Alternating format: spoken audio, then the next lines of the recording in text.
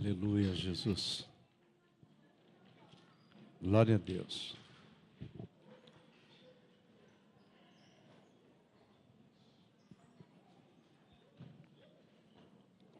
Os líderes de célula têm um aviso aqui, ó. Queria reforçar. A Denise está convidando os líderes de célula. O dia 15/4, às 20 horas, na Anísio Haddad. Da outra passada em como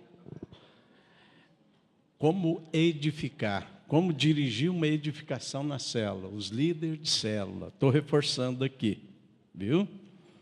Vamos lá que nós vamos aprender a edificar uma célula. A gente nunca sabe tudo.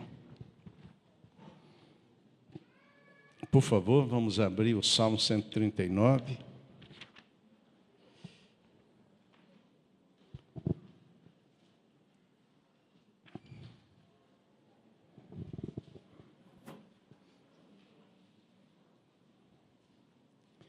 O Salmo de número 139.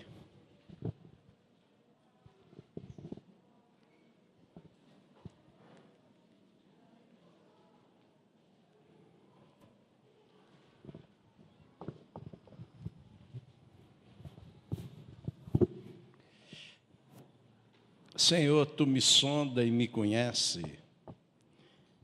Sabe quando me sento e quando me levanto. E logo percebe os meus pensamentos. Sabe muito bem quando trabalho e quando descanso. Todos os meus caminhos estão bem conhecidos por Ti. Antes mesmo que a palavra me chegue à língua, Tu já conheces inteiramente, Senhor. Tu me cerca por trás e pela frente e põe a Tua mão sobre mim. Tal conhecimento é maravilhoso demais, está além do meu alcance. É tão elevado que eu não posso atingir. Para onde eu fugirei do Teu Espírito? Para onde fugirei da Tua presença? Se eu subir no céu, lá está. Se eu fizer a minha cama no abismo, também lá está. Se eu subir com as asas da alvorada e morar na extremidade do mar, mesmo ali a Tua mão direita me guiará e me susterá. Mesmo que eu diga que as trevas me encobrirão e que a luz se tornará noite ao meu redor, verei que nem trevas são escuras para Ti. A noite brilhará como o dia, pois para Ti as trevas são luz. Tu criaste o íntimo do meu ser no ventre da minha mãe. Eu Te louvo porque me fizeste de modo especial e admirável. Tuas obras são maravilhosas, eu digo isso com convicção. Meus ossos não Te foram escondidos de Ti, quando em secreto eu fui formado, e entretecido como nas profundezas da terra. Os Teus olhos viram meu embrião todos os dias determinado. Teus olhos viram meu embrião. E todos os dias determinados para mim foram escritos no Teu livro, antes de qualquer um deles existir. Como são preciosos para mim os Teus pensamentos, ó Deus. Como é grande a soma dele. Se eu os contasse, eu seria mais do que os grãos de areia. Se terminasse de contar, Tu ainda estaria comigo. Quem dera o ímpio fosse morto e se afastasse de mim os assassinos, porque falam de mim com maldade e em vão rebelam-se contra Ti. Acaso não odeio os que Te odeiam, Senhor? Não detesto os que se revoltam contra Ti? Eu tenho por eles ódio implacável, eu considero eles meus inimigos. Sonda-me, ó Deus, e conhece o meu coração. Prova-me e conhece as minhas inquietações. Vê se há em mim alguma conduta ou algum caminho que Te ofende e me dirige pelo caminho eterno. Louvado seja o nome do Senhor. O sermão de hoje vai ser baseado na vida de Davi. Eu não sei precisamente quantos anos ele tinha quando ele escreveu esse salmo, mas esse salmo aqui é a biografia dele, é uma história dele. Que ele tinha, se não era tudo como ele falou, tinha muitas coisas que ele não entendia, ele tinha um entendimento que se necessita para viver como homem de Deus e mulher de Deus na terra. Ele tinha pelo menos a revelação necessária para viver. É uma viagem, porque ele começa no versículo 13, dizendo que essa viagem começou no ventre da mãe. Ó. Tu criaste o íntimo meu ser e me teceste no ventre da minha mãe. Você é um cara que buscou em Deus para saber como é que foi a vida dele desde o ventre da mãe. E aí ele diz aqui, ó, no 16, até onde vai a viagem dele. Ó. Os teus olhos viram o meu embrião, todos os dias foram determinados para mim. E foram escritos no teu livro antes que ele existisse. Do ventre da mãe, os meus dias foram escritos antes que existisse, até o fim. Ele tem uma concepção, ele tem uma visão da vida dele, debaixo do plano divino diretivo. Nós podemos ir para o caixão sem andar, dentro de uma igreja sem andar no plano diretivo de Deus. Deus tem o plano diretivo e o plano permissivo. Grande parte de nós, infelizmente, vai carregar uma Bíblia, vai estar dentro de uma igreja, mas vai andar no plano diretivo. Ora por ignorância, ora por rebelião, ora por causa da vontade própria, da vontade permissiva. Significa que Deus permite por conta de nós não querer a sua vontade, mas querer andar na nossa vontade. Andamos com Deus, mas segundo a nossa vontade. Não é como diz a oração: seja feita a tua vontade no céu e na terra. Por N motivos em volta de nós encaixamos, descobrimos Jesus como Salvador, descobrimos uma igreja, mas é a nossa vontade no frigir dos ovos que define. Portanto, fica difícil você entender algo numa dimensão dessa, para não se enroscar na caminhada. Entender a sua história dentro do foco divino, do plano divino, da revelação divina desde o ventre da mãe. E pegar um livro onde você é protagonista de uma história que Deus escreveu com a mão dele, não nós escrevemos. Então a gente pode caminhar com Deus com a Bíblia na mão e a parte, marginalmente do plano diretivo, a gente tem a nossa vontade permissiva construindo a nossa história. Lógico que chega um momento que a gente pergunta: por que para mim as coisas não dão certo? Então nós criamos duas marginais do lado do plano diretivo de Deus. A nossa vontade constrói, olha, na marginal à direita, ora na marginal à esquerda. São os atalhos da vida. E não temos uma revelação dessa dimensão. Então, para ter uma revelação nessa dimensão e entrar no caminho que é Cristo, sem pegar atalho e as marginais, nessa noite o Senhor quer falar conosco. Existem muitos abismos para nos tirar. E Davi fala de 3 abismos aqui, que ele enfrentou. E Deus, quando foi escolher ele, falou para Saul, ele era menino novo lá cuidando de ovelha, ele falou: eu já tenho um homem para subir no trono no lugar de Saul. Vai lá, Samuel. Esse homem é um homem segundo o meu coração. Então Davi é conhecido na Bíblia como um homem segundo o coração de Deus. Por quê? Porque ele é certinho? Não. Ele é que nem nós, ele erra. Só que ele tem a humildade quando erra, como peca, corrigir o caminho e voltar. Ele não consegue ficar com o coração dele longe de Deus. Mesmo nos momentos, nas crises da vida dele, ele teve coragem de assumir os seus erros, corrigir o seu caminho, para voltar ao plano diretivo de Deus. Ele está dizendo que tomou as asas da alvorada aqui, ó. Ele usou as asas da alvorada, está vendo? Ó? Se eu subir ao céu, tu está lá. Se eu fizer minha cama na sepultura, tu está lá. Se eu subir com as asas da alvorada, asas. Isaías 40:31 diz que aqueles que estão no plano diretivo de Deus, que esperam no Senhor, renovam a força e ganham asas de águia para voar. Daí, desses 2 textos, Isaías 40:31 e esse daqui do Salmo, é que eu coloquei as asas crescem na beira do abismo. Os abismos estão aí. Se a gente caminha com Deus, a gente pode cair dentro do abismo, ou as asas podem crescer para a gente escapar dos abismos que quer nos desviar de Deus. Entendeu? As asas crescem à beira do abismo. Possivelmente algum desses abismos aí pode ter te engolido. E você vai hoje receber a revelação do Senhor. E algum anjo, de alguma forma, o próprio Deus fará a asa necessária para você sair desse abismo. O Senhor quer que nós saiamos daqui, quer que a gente saia daqui, um homem, uma mulher, um jovem, segundo o coração de Deus, com desejo de ser segundo o coração de Deus.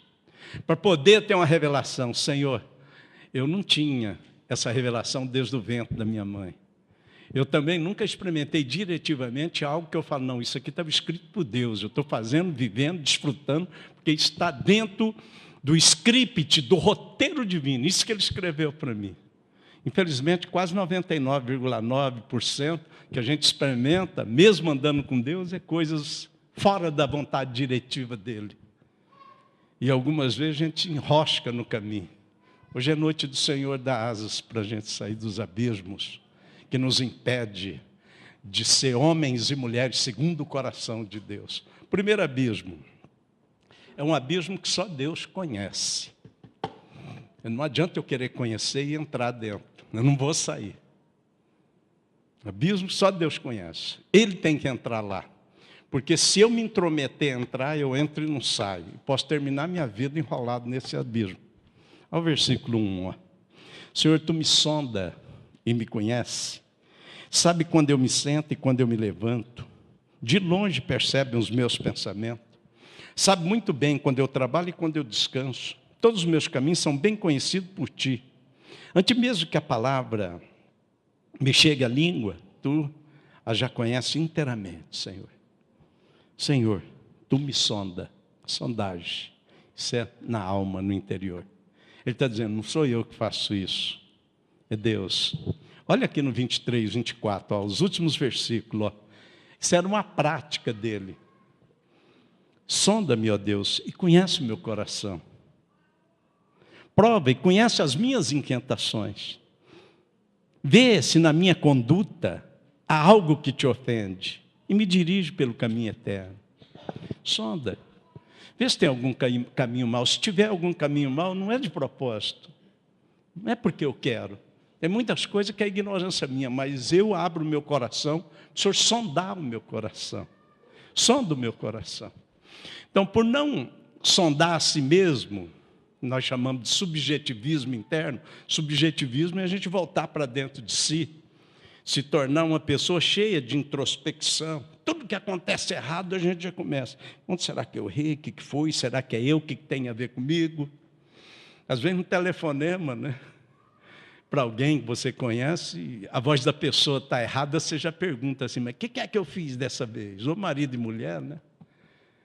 A gente faz uma sondagem, a gente está sempre com culpa, né? O que é que eu fiz desse vez? Se a mulher tiver com a cara meia feia, a gente já chega querendo briga. O que é que eu fiz dessa vez?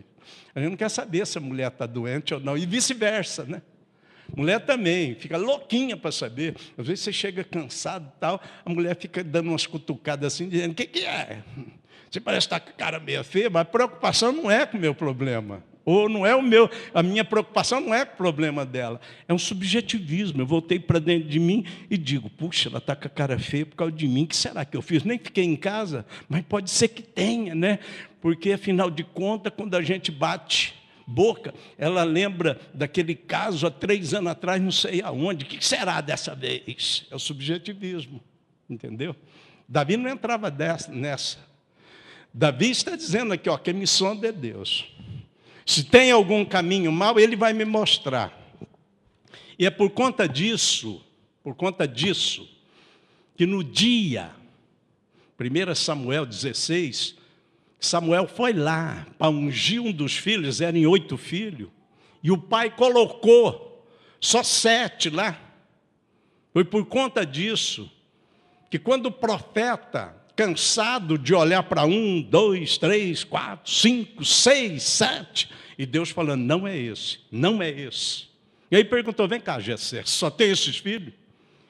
E o pai dele diz, não, tem mais um. Tem um pequeno, ele não serve para isso.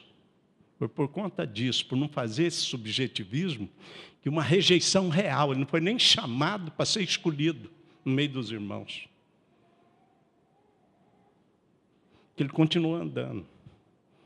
Não interessa se o pai achava que ele servia ou não os irmãos. O irmão estava lá, entrincheirado junto com Saul, por causa de Golias, e ele chegou para levar a merenda. Lembra daquele sermão que a gente falou? Entregando marmita, a gente pregou aqui, entregando marmita e vencendo o gigante.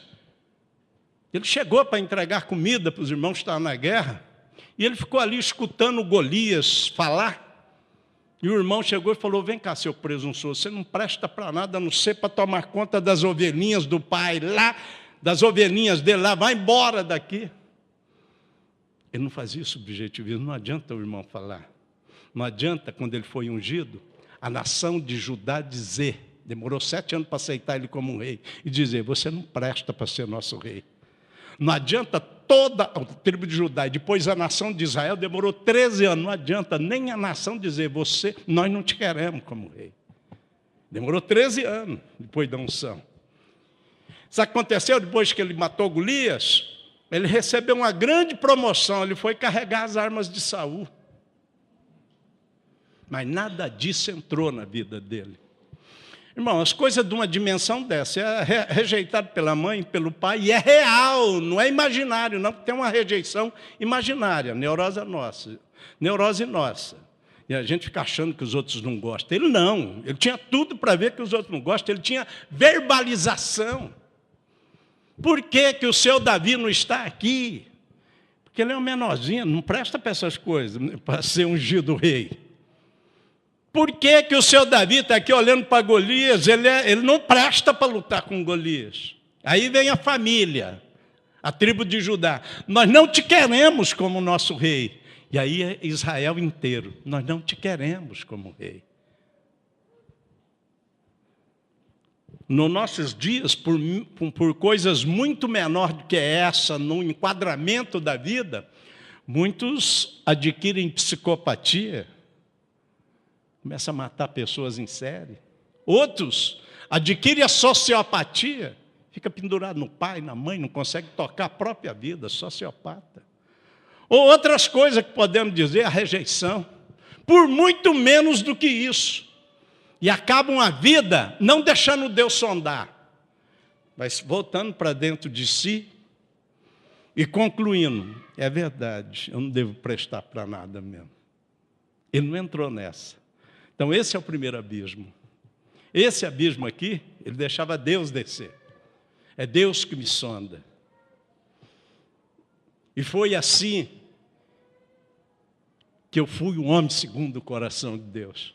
Porque se eu desse ouvido às coisas que estavam à minha volta, não seria ninguém. Teria morrido no meio dos pedregulhos do deserto da Palestina.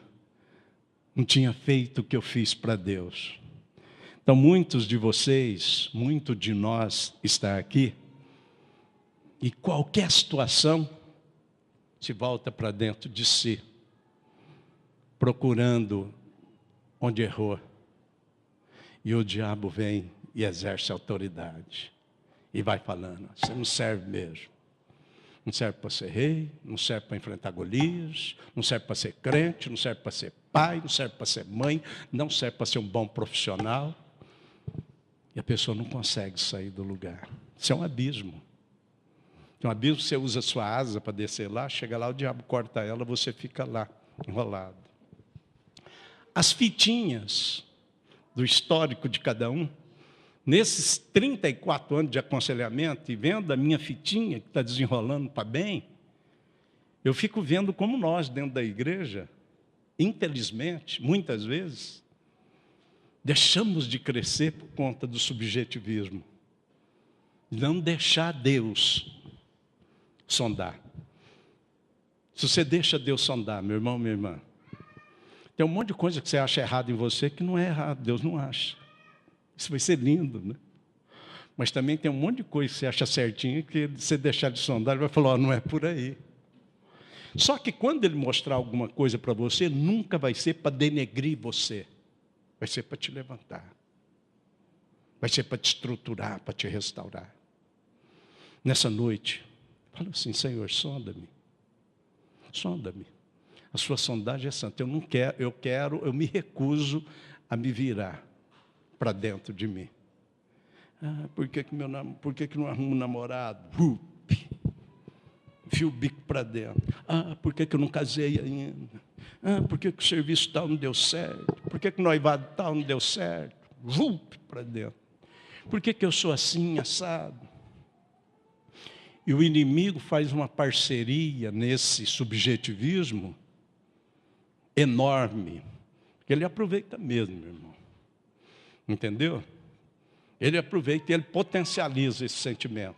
Potencializou o sentimento em cima da pessoa, ela fica entulhada de besteira satânica. E ela não consegue pôr o pescoço para fora. Ela não consegue enxergar que ela é filha ou filho de Deus. Que o Espírito Santo habita nela. Que ela chegará simplesmente onde Deus quer que ela chegue. Ela não tem tempo para olhar isso. Porque às vezes ela já foi fracassada em algumas coisas. Mas o subjetivismo levou ela a não ter alguns fracassos. Mas estigmatizou para que ela acredite que ela é uma fracassada ou um fracassado. E que não tem mais jeito. Nessa noite, nesse lugar, Deus levantará muitos que fracassaram, mas que não são fracassados. Deus levantará muitas pessoas aqui, que vão casar sim, vão ter trabalho sim, vão prosperar sim, vão vencer gigantes sim. Deus não te criou para você usar suas asinhas e entrar para dentro de você. Se você fizer isso, o diabo vai te ajudar um montão e vai dizer que você é uma titica, que você não presta para nada. Entendeu? A gente não tem coragem de verbalizar isso, mas lá no frigir dos ovos, no nosso subjetivismo, a gente começa a concluir as mentiras do pai da mentira. A concluir. É tanta gente bonita achando que é feia. É tanta gente feia achando que vai ser mais feia ainda. E aí eu tô aqui puxando essa fila. É tanta gente bonita achando que é feia, é tanta gente feia, fora do parâmetro dos modelitos brasileiros, achando que é mais feia ainda. Oh, que coisa dura, né? Há tanta gente com potencial sem... Nós estamos que nem jogador de futebol. Já viu entrevista de jogador de futebol? E aí, Alex, não sei de que time que é esse Alex, é figurativamente. E aí, Alex, quer falar aqui para nós da ESPN? O que está acontecendo? Então, boa noite, pessoal da ESPN. Então, eu estou aqui jogando no time do Rancatoco Futebol Clube. E estou vendo se põe meu potencial, está meio difícil. Potencial sai 5.000 vezes. Na igreja tem que sair também. O cara está lá louco para arrancar o potencial dele, não arranca nunca. Ele está no time do Rancatoco, mas não arranca o potencial dele. E nós estamos no time não dos Santos, lá da cidade de Santos, mas dos Santos, do separado. Então, na Bíblia é bom porque tem crente para tudo. Tem como a palmeira, florescerá o justo. Tem do Palmeira. Os santos. Tem até Coríntios, né? 1 e 2 na Bíblia. E aí, então, como é que é? Então, meu potencial, ele vai enrolando ali. Então, meu potencial ainda, mas eu estou num time pequeno, que é o grande. Meu potencial dá para chegar e fica ali naquela embromação. Você vai conversar com o crente, ele não consegue falar nem do potencial dele. E aí, meu irmão, como é que está? Eu estou aí, Deus está... Então, meu irmão, você faz uma entrevista com o crente, do meu jeito assim. E aí? Eu estou há algum tempo com o senhor, ele sabe como é que é, né? Já fui cheio do Espírito Santo. Aí lembra lá de 1900 e bolinha. Já expulsei demônio, agora estou meio fraco, mas é o meu pastor, é a minha igreja. Eu acho que é o meu marido, é a minha mulher, sabe, meu potencial também, é a mesma conversinha, parece uma entrevista de jogo de futebol. Como é que você vai aconselhar? Ele já chega com subjetivismo. Nessa noite, Deus está sondando a sua vida e Deus está dizendo, usando a minha boca para dizer, não é nada disso. É mentira, sua e do diabo. Eu sou o pai da verdade. É impossível fazer uma caca dessa. Eu que criei. E Davi está dizendo, é coisa maravilhosa. O Senhor que me criou e eu sou maravilhoso. E todo mundo dizia, ele é baixinho, não dá para guerrear com o gigante. Então o diabo está dizendo que não dá para você enfrentar o gigante, Deus está dizendo que dá. O diabo está dizendo que você é um fracassado, Deus está dizendo que não. Como ser humano, você teve alguns fracassos em algumas áreas. Deus está aqui para desmantelar essas imagens que o diabo criou no seu emocional e na sua cabeça. As asas do Espírito Santo vai te tirar desse abismo que é o seu interior. Você entrou aí dentro e não consegue sair. Agora nós temos outros abismos aqui que ele fala. Você sabe que ele cresceu muito. Mas ele disse no versículo 7, ó, ele experimentou isso.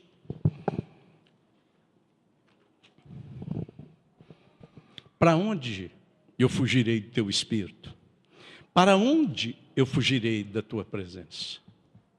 Basicamente, a pessoa que caminha com Deus tem 3 fugas que vai levando ela para longe de Deus. Primeira é aqueles que vêm, escutam a verdade, vai empurrando com a barriga, não batiza, não é discipulado, cria uma fuga da salvação. Não resolve a vida dele com Deus. Ele estava enroscado, começou a ler a Bíblia, começou a descobrir, mas começa a colocar resistência e cria uma fuga. Foge do Espírito Santo e da presença de Deus, porque chegou o tempo determinado para ele dar o testemunho público, batizar e dizer, eu estou salvo, eu aceito Jesus.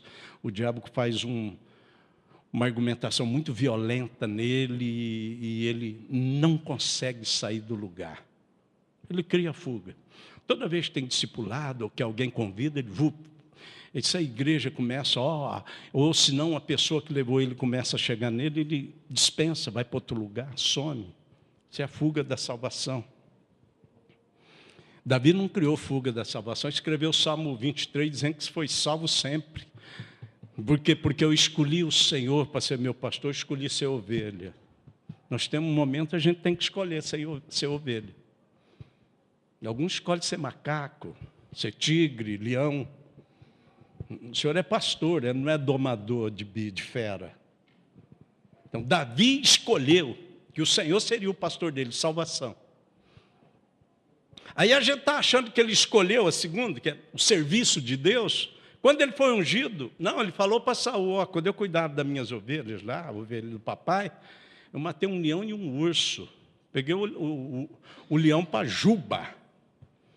Então, ele já servia, ele já sabia cuidar de ovelha antes de ser ungido. Então, Davi também não criou nenhuma fuga do seu chamado. Quando Saul viu aqui, ele falou, mas se o cara mata um leão e um urso, ele pode matar o Golias. Nós está tudo aqui apertado. Está tudo aqui fugindo do homem. O homem tem 2,80 m, 2,90 m. E ele está dizendo, deixa ele ir tranquilo. E por fim o pecado. Esse ele não conseguiu. Criou uma fuga para o pecado. E tem alguns textos que nós conhecemos. Pecado recorrente com Betseba. Ele não foi para a guerra, ele parou, começou a ver a mulher tomar banho, não sei se o palácio era estratégico, a mulher tomando banho. Também não sei se ela queria ser vista, não sei como é que é a coisa. Só sei que ele falou, o chefe dele, vai para a guerra que eu vou ficar em casa. E usou sua autoridade e trouxe a mulher, ficou com a mulher. E depois, em vez de se arrepender, ele falou, eu vou ficar com ela, é com tudo mesmo. Já pegou o rapaz era chefe de grupo de exército dele, enfiou na guerra. O cara morreu e ficou com a mulher. Outra vez ele fez uma gracinha, quis enumerar o exército dele, e o seu chefe de exército, Joabe, falou assim, que é isso? Você não precisa enumerar. Não, vai enumerar. Mas nós não precisamos saber o número de soldados, é Deus que dá a vitória. Tanto faz o número de soldado. Aí a Bíblia diz que ele tinha se afastado do Espírito Santo e que o Satanás estava enganando ele. Outra vez, ele começou com uma amizadinha com o filho dele. Seu filho tomou o reino dele. Pôs ele para correr do reino. Então, ele teve alguns pecados na vida dele. E usou as suas asas, liberdade de escolha, e chegou perto dos piores abismos. E ele começa a dizer, no 8, se eu subir ao céu, ele está falando do pecado do orgulho, do anjo caído, subiu ao céu, arrogância. Ele lembrou lá na arrogância dele, quando ele quis mostrar que as vitórias dele vinham do exército dele. O anjo caído aprontou uma rebelião porque quis subir ao céu. Isso aqui é cair na sepultura, isso daqui é cair na arrogância, no orgulho. Se eu subir ao céu. Aí depois ele disse, se eu cair na sepultura, no abismo, eu vou flertar com a morte. Mas ele falou, eu tive uma época que eu caí no abismo. Aí depois ele diz, se eu tomar as asas da alvorada, a fuga no primeira luz do dia, escreveu o Salmo 31 e 51, dizendo do pecado dele. Cada dia os ossos apodrecia, porque ele não se arrependia. O sol saía, ele queria pegar uma asa e voar. Quando o sol saísse, a primeira luz do dia. E aí no 9 ele diz, eu já cheguei ao momento que eu quis morar, habitar na extremidade do mar. Eu queria sumir. Sumir junto ao longínquo horizonte. Eu olhava o mar assim, e aquele fio lá longe, eu queria sumir.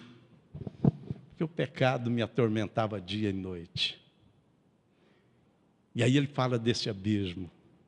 Para cima, para baixo, para a direita, para a esquerda.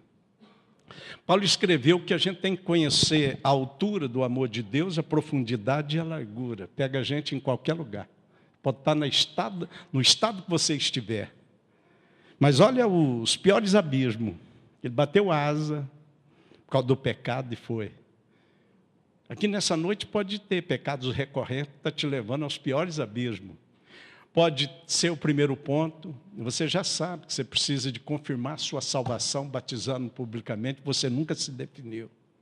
Ou o serviço, uma igreja em célula, no momento de você discipular, entrar numa célula, fazer a obra de Deus, você nunca se definiu. São as fugas. Essas fugas são perigosas que levam a gente para a beira do abismo. E esse abismo pode ser fatal. Mas olha só o que ele diz para nós, no 10. Ali, nessas condições, o Senhor estava ali. O Senhor também tinha asas, o Senhor foi lá, em cada condição, em cada abismo desses. O Senhor foi lá, o Senhor estava lá. Se eu subir, se eu subir no céu, lá está. Se eu fazer a minha cama no abismo, também está lá. Se eu subir com as asas da alvorada, ou morar na extremidade de lá, mesmo ali a tua mão direita me guiará e me susterá, me trará de volta. Que é a figura do pastor de Lucas 15, aquele pastor que disse assim, eu tenho 100, uma extraviou, deixa as 99 sentadinha e vou atrás. E ela entrou pelo lamaçal e o pastor foi atrás. Ela passou no meio do espinheiro, ele foi atrás. Ela encontrou o barro, ele foi atrás, a areia movediça, ele foi atrás, achou ela, pôs ela nas costas e voltou. Esse outro abismo que Davi está dizendo que é perigoso, essas fugas. Ora, porque já sabemos que precisamos de confirmar a nossa salvação batizando nas águas, quem crer e for batizado. Ora, porque já sabemos e temos o desejo de ser usado pelo poder de Deus no serviço. Ora, por conta do pecado recorrente que a gente não consegue romper. A gente também vai subindo ao céu, o outro extremo, caindo no abismo, querendo tomar as asas da alvorada na primeira hora do dia para sumir da situação, ou habitar na extremidade do mar. Mas até ali, o Senhor voa lá, com as suas asas, e me traz de volta, e me sustenta. Isso aqui ele teve que lidar em vida, como qualquer um de nós temos que lidar como cristão. Ora, estamos no primeiro grupo, que já entendeu que Jesus é o Salvador, mas não assume um compromisso de batizar. Ora, estamos no segundo grupo, que nos impede de ser um membro funcional no corpo de Cristo. Somos mero frequentador. Ora, o pecado, né, irmão? Aí não tem pastor, não tem Davi, não tem, ele está ali. Está ali para pegar a gente e fazer esse pecado ficar recorrente, que se repete, a gente não consegue romper com ele. E aí é só fuga, a gente não consegue, se é batizado, não consegue tomar a ceia, se é batizado, não consegue mais orar, se é batizado, não consegue olhar no olho de quem tem discernimento do Espírito, se é batizado, começa a atrair um monte de pensamento errado, as asas crescem na beira do abismo. E esse abismo, que são os piores, nós voamos para ele. Nós usamos, infelizmente, a liberdade de escolha para ir lá. Mas Davi está dizendo, olha, sou um homem segundo o coração de Deus, porque todas as vezes que eu fui para o céu, criar fuga para o céu, o abismo, tomei a asa da alvorada, eu fui para a extremidade do mar, tu estava lá, eu me arrependi e voltei, saí desse abismo. É isso. O arrependimento pode fazer você sair de abismos, porque tem alguns abismos que a gente pode estar flertando com a morte, sem saber, com a morte. Hoje nós temos diversas doenças sendo desenvolvidas aí, além do HIV. Tem outras coisas acontecendo assustadoramente no meio da humanidade. E a gente pode se enroscar numa dessa e perder a vida. Por isso, o Senhor está dizendo, eu vou voar no abismo que você está. Vou estar lá, eu estou vendo, eu quero te tirar daí. Eu quero te dar libertação. Eu quero te restaurar. Quero derrubar a tua argumentação furada. Eu quero fazer você uma pessoa pura. Eu quero te dar uma experiência comigo. Estou voando juntos. Só não foi para o fundo, porque eu estou aqui. Eu estou junto. Eu quero te dar uma experiência. As asas crescem à beira do abismo. O primeiro abismo é o subjetivismo, é dentro. É Deus que tem que sondar nós. Segundo, Davi está dizendo, essas fugas, que podem me levar aos piores abismos. Fico sentadinho aqui, mas sei que eu estou num abismo. A palavra não toca mais, não há mais arrependimento. Vira uma mera religiosidade. Cauteriza a parte da consciência no espírito que leva a arrependimento. E vai bloqueando. E o diabo vai estruturando a argumentação para você não sair do abismo, ou não enxergar a mão do Senhor te puxando do abismo. E, por fim, é preciso asa para sair do abismo fetal. Abismo fetal, ele parece ter o discernimento, não tinha a tecnologia de hoje, que sabe o que está acontecendo no feto, no embrião, mas ele tem um discernimento incrível. Ele descreve aqui, se você for entrar aqui, as 40 semanas de uma gestação, mas da dele. Ele descreve aqui. Então, quando você começa a ler aqui, ó, o 139, ó,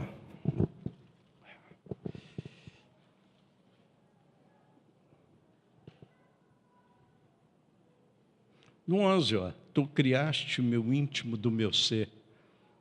Ele começa aqui, começa na batalha da primeira semaninha. E me teceste no ventre da minha mãe. Ele vai descendo a semana aqui, ó. Te louvo porque me fizeste de modo especial e admirável. Vou colocar um espelho na frente do seu rosto. E gostaria que você fizesse essa afirmação. Eu te louvo porque me fizeste de modo especial e admirável. Dá para você afirmar isso? Ó Senhor, eu te louvo porque o Senhor me fez. Agora podia ser um pouquinho mais alto. Ó Senhor, eu te louvo porque o Senhor me fez, mas a cor do olho devia de ser outra. É verde, eu queria castanha, um pepino, né? Eu já fiz aconselhamento com loira que quer ser morena. Fiz aconselhamento com homem de 2 metros que quer ter 1,5 metro. E já fiz aconselhamento com de 1,65 que queria ter 2 metros. E aí eu fico falando, mas como é que eu vou poder ajudar o meu irmão? Porque eu também não estou querendo ter essa orelha desse tamanho, estou querendo ver se muda. Falei, que pepino que eu arrumei nesses aconselhamentos. Como é que talvez eu te louvo porque me fizeste, mas não é de modo especial e admirável, que a gente enrosca, né? Mas o cara, todo mundo dizendo que o cara é baixinho, não pode lutar com Golias, que pipipi, pipi, ele é o maior matador de gigante. O primeiro gigante que ele mata é a rejeição, ele não está nem aí. Os outros estão dizendo que ele não pode fazer nada, e ele está fazendo tudo. Mas olha aqui, meu irmão. Eu te louvo porque me fizeste de modo especial e admirável. Se a gente conseguir olhar hoje, antes de dormir, na hora de escovar o dente para deitar agora, e falar essa frase, meu irmão, o Espírito Santo vai colocar um amor infinito naquela imagem refletida, porque aquela imagem é a imagem do Criador. E o Criador entendeu que essa figura tinha que ser assim, com alguns quilinhos a mais, precisando de ir embora aqui, mas não é nada disso. Então tem que falar, Senhor, se eu fosse gerado outra vez, é isso que eu quero. É isso, eu te louvo. E aí acaba com essa arma satânica que fica querendo nos descaracterizar. Você vê que, às vezes, as pessoas vão nesse embalo e viram uma caricatura, né? Já viu uma pessoa de 60, que nem eu, que quer ser um jovinho de 15 e tal, mete um brinco. É bonito, é lindo, mas não é um mico, não. Hã? Não, meu irmão, eu estou falando aqui para nós, não tenho nada contra quem tem 60, nem contra o brinco, mas estou dizendo, não é olhar no espelho e falar, isso daqui não está bom, peraí, deixa eu dar um jeito, me meter uma bermudinha em mim, aí curtinha assim, ó, com aquelas varizes. Você está rindo, né? Eu ficava numa luta aos 15 anos, o povo pondo brinco, eu não tinha coragem de pôr. Eu falei, só se eu estiver muito louco mesmo, naquele tempo não tinha Jesus, para me meter o brinco. Mas nem muito louco não deu para fazer um brinco. Nem muito louco, travado, falei, não vou pôr isso aí não sei o quê. E os amigos tudo de brinquinho. Aí vamos fazer uma tatuagem, eu estou com a marquinha aqui, começaram a dar uma picada aqui, eu falei, não vou fazer também não. Não tinha vergonha de pôr uma tatuagem. Ainda bem, né? Mas ficou a pinta aqui, ficou só a pintinha. Podia ser outra coisa, né? Misericórdia. Mas é isso. Então, hoje o Senhor te remete para dentro do feto que você nunca saiu mesmo. Você vai sair nessa noite. Porque você vai precisar de sair desse feto aí, dessa barriga, dessa mamãe. Porque tem mais coisa para fazer, meu irmão. Não é só ficar enroscado na placenta aí. Hoje o Senhor te limpa, te tira para fora e te limpa. Você não quis colocar, lá na 36ª semana, o povo leu umas coisas lindas aqui, ficou enroscado lá, mas Deus vai te tirar hoje. Deus vai te curar. Te louvo porque me fizeste de modo especial admirado. Tuas obras são maravilhosas. Eu digo isso com convicção. Meus ossos não estavam escondidos de ti quando eles foram formados, lá no secreto. Foi entretecido como que se fosse nas profundezas da terra. Os teus olhos viram o meu embrião, todos os dias, determinado para mim, foram escritos por ti. E está no livro, antes que eu existisse. Então o cara vai tendo uma catarse, uma cura. Ele vai tendo, porque chega uma hora, todo mundo dizendo que ele não presta para nada. Se ele não tem uma cura dessa daqui, ele morre. Ele fica no abismo fetal e não sai. Por muito menos, uma pessoa que nem eu, com 61 anos, está lá assim ainda, ó, no feto, só que não se colocou para sair. Aí a Denise pedi para ela pegar uma descrição da semana. Gostaria que você virasse o Davi agora, porque Deus vai te curar. Não importa a idade, viu? Nós, da melhor idade, não. Da terceira idade, não. Nós, servos de Deus, que temos uma idade, as cãs brancas, até os mais novinhos. Aí ela pegou, primeiro, que ela pegou lá para mim, você nasceu vencendo 25 milhões de concorrentes, que é a quantidade de espermatozoide de uma ejaculação. Pensou, você concorreu com 25 milhões de concorrentes. E hoje você não pula uma gilete deitada, meu irmão. Presta atenção. Hã? Sabe por que você está sentadinho rindo para mim aí? Sei lá eu como é que foi essa batalha. Tanto eu como você. É 25 milhões de concorrentes e você conseguiu vencer a parada. Na 8ª semana você recebeu sua primeira promoção. O embrião foi promovido a feto. Ô, meu irmão, você faz curso, e aí? Não vai receber uma promoção? Nem acredita mais na promoção. Mas você, na 8ª semana, recebeu uma promoção. O inferno está segurando suas promoções, está lá dentro, porque as promoções que vêm agora é fora do embrião, ou fora do feto, fora da barriga. Você não acredita? No final do 3º mês, outra vitória, você venceu o risco do aborto espontâneo. Isso aconteceu, ao vivo e a cores. Eu não sei quantas coisas você abortou na sua vida, mas lá na 3ª semana você venceu o risco do aborto espontâneo. Então, se você abortou algum sonho, alguma coisa na sua vida, hoje vai voltar, porque Deus está na parada. 15ª, você teve os seus primeiros soluços. Davi está vendo. Na 15ª semana eu já comecei a querer conversar e dialogar e relacionar. Soluço, não sabia falar. E às vezes hoje é tão difícil para relacionar, né? A gente arruma uma redoma e entra. Na 17ª semana o esqueleto foi formado por uma cartilagem. Davi falou no versículo 15, eu vi meus ossos ser formados. Na 19ª, o bebê começa a engolir os líquidos, os rins começam a funcionar, o cabelo começa a aparecer e começa os 5 sentidos no cérebro. Paladar, olfato, visão, tato e audição. E às vezes a gente usa isso tão pouco, né? Usa de forma errada, fazer o subjetivismo. Era para usar de forma diferente. Na 21ª semana, o bebê pode ouvir a fala. Você pode falar com ele. Certinho? Pode falar, só o que é bom, viu, meu filho? Você imagina eu na barriga da minha mãe, meu pai chapado, falando um monte de coisa. Ué. Ele converteu quando eu nasci. Mas minha mãe disse que ele quer chegar a bebê, quebrava o pau. E eu ali, já dentro do feto, correndo de um bebum lá fora. Os bicudos que ele deu na minha mãe, onde pegar, minha mãe aqui, ali. Minha mãe me falou, ué. Agora eu tenho consciência, né? Por que eu não sou muito certo, né? Estou ficando certo. Pô, minha mãe disse que ele chegava e começava a brigar, e enfiava o pé. E a minha mãe protege aqui, eu também, que não sou bobo, se protegendo lá dentro, né? Misericórdia. 13ª semana.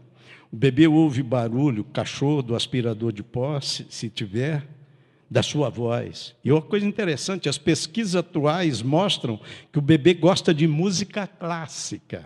Deixa eu explicar. Ó. Não é pagode, não é samba, é música clássica. Principalmente de Vivaldi. Pode pôr um Vivaldi lá, ou um louvor abençoado, né? E a gente não tem gosto para nada, né? Não está no vento da minha mãe, eu gostava de tanta coisa, até de música clássica. Esse dia eu estava numa discussão santa. O que nós vamos comer de mistura? Domingo passado fez carne com batata. Ainda. No outro domingo a gente fez repolho. Mas chega uma hora que você não tem gosto nem para escolher a mistura. Você já viu como é que a vida se torna? Eu lembro quando eu era criança que não precisava ter mistura, não. A fome chegava, acabou. Era duro ter 2, 3 misturas. Agora é que você fica estudando. Tem que ir não sei aonde para pegar não sei o quê, lá no outro lugar. Isso é um pepino, né? Comprar um pacote de arroz é fácil. Agora, para a mulherzada e para os homens, que os homens estão...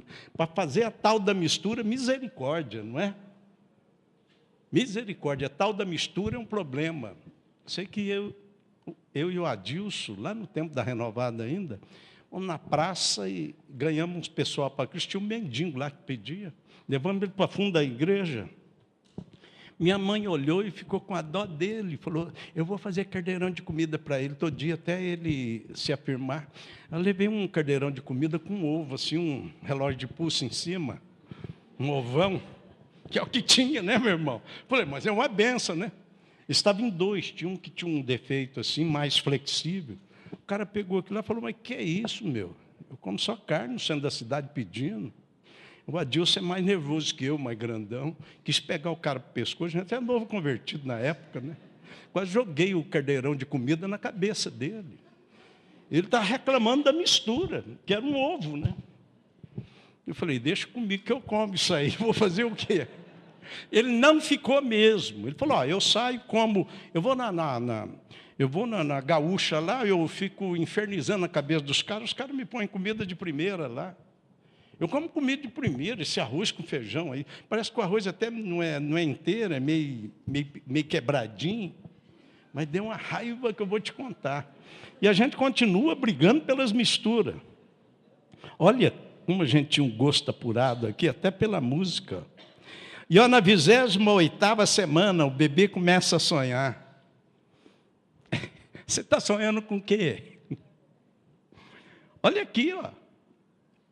Davi já começou a sonhar. Na 30ª, começa a luz, é ver, discernir claro e escuro. Na 33ª, o bebê se posiciona para o parto. É que eu tenho que parar. Se nós estamos falando de um abismo, que é a infantilidade nossa, na idade adulta, significa que, psicologicamente falando, nós nunca se posicionamos para o parto. Nós recusamos a sair. Nós não tivemos a 33ª semana. Estou com 61 anos, mas ainda estou enrolado na placenta e no líquido que tem ali. Por isso que me impede de crescer. E na 36ª, se nascer, não será mais prematuro. É por isso que ele disse, eu te louvo porque me fizeste de modo especial e admirado. Tuas obras são maravilhosas e eu digo isso com convicção. Esses são os 3 abismos. O abismo interno, só Deus pode entrar. A fuga que me leva para os piores abismos. E o abismo fetal, que é essa infantilidade nossa. Essa dificuldade de se tornar adulto, pessoa madura, para enfrentar a vida. Isso tem esse comportamento fetal infantilizado. O Senhor quer nos colocar no rumo do parto, porque nós precisamos de nascer para o que Deus nos chamou. Davi não ia acabar a vida dele cuidando de meia dúzia de ovelhas, não. Ele ainda tinha um caminho de Deus. Foi o rei de Israel. Foi compositor do salmo. A maioria do salmo ele que fez. Virou música. Ele fez instrumento de música. Ele foi estrategista de guerra. Ele atacou os midianitas, os moabitas, os filisteus e tirou de dentro de Israel. Ele restaurou as fronteiras de Israel. Então é noite de você restaurar suas fronteiras ocupada pelo impostor. Tomou as suas fronteiras e o terreno. E o Senhor está dizendo, onde pisar a planta do teu pé eu vou te dar nessa noite. Mas ele precisa de pôr asinha, não para você voar para dentro de si, mas voar para perto de Deus. Deus sonda você e sabe o que tem que fazer. Ele vai colocar as asas não para você procurar outros abismos, mas para você consagrar sua vida ao Senhor. E Ele vai colocar uma asinha para te tirar da barriga da mãe, do estado fetal infantilizado, que não deixa você experimentar essa dimensão de vida que Deus tem para você. Tem uma dimensão diferente do que você experimentou até hoje. O Senhor quer te libertar. O Senhor quer que as asas cresçam à beira do abismo que Deus mostrou para você e que testificou que é com você uma parte desse sermão. Vamos ficar em pé para nós orarmos. Aleluia. As asas crescem na beira do abismo. Essa noite é uma noite especial aqui, porque algumas coisas muito profundas podem acontecer se os nossos corações abrir para Deus. Se a palavra que o Espírito Santo trouxe te alcançar, não importa a sua idade, quanto tempo de crente você tem ou não, importa só a humildade para olhar e falar, qual é o abismo que eu estou enrolado, eu preciso sair. E o Senhor está se apresentando para colocar as asas, para você sair do abismo que você está enroscado. Ele quer te tirar disso, como fez com Davi. Ele quer te tornar o homem e a mulher, segundo o coração de Deus. Você levantar voo para você ter uma vida nova. Se essa palavra penetrou, se ela falou contigo, vem aqui para frente, que está na hora de nós orar e abençoar a sua vida. Nós queremos orar por você. Qual é o seu abismo? Que abismo é o seu? Você quer que Deus sonda ou você vai continuar você mesmo fazendo a sondagem? Qual é a fuga que você desenvolveu com as suas asinhas? Que abismo você foi? Você não quer sair do abismo fetal, que é o que tem te impedido de ser adulto, funcionar como pai, como filho, como empresário, funcionar bem nos relacionamentos, seja ele qual for. Isso. Pode entrar aqui, meu irmão, ó.